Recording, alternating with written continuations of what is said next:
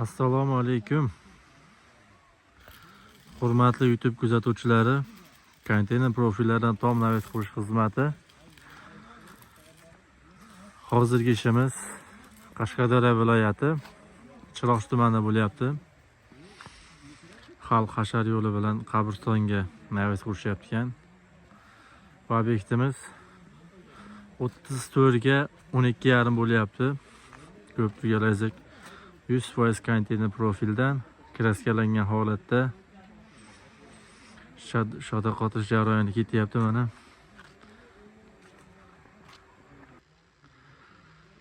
Tungi qot tayyor bo'lyapti, xudo xohlasa. Bu obyektimizni siliflari kransheyni o'zi bilan bo'lgan. Oldiga tunikafon qilinadi. Suv oldiga tushishi ko'rinmasligi uchun firmalarimiz orasi 1,5 dan qo'yilgan.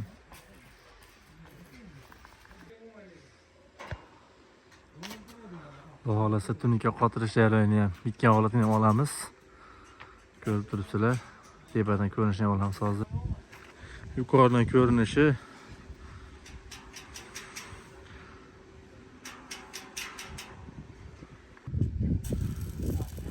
amaki o'tchayu.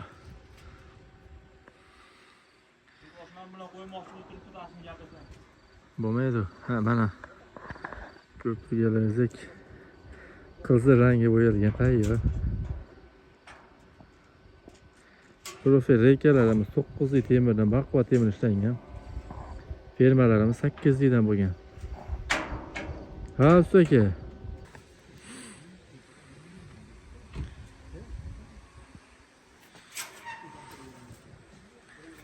Ha, kransheyni tayyor o'zidan chiqarilgan.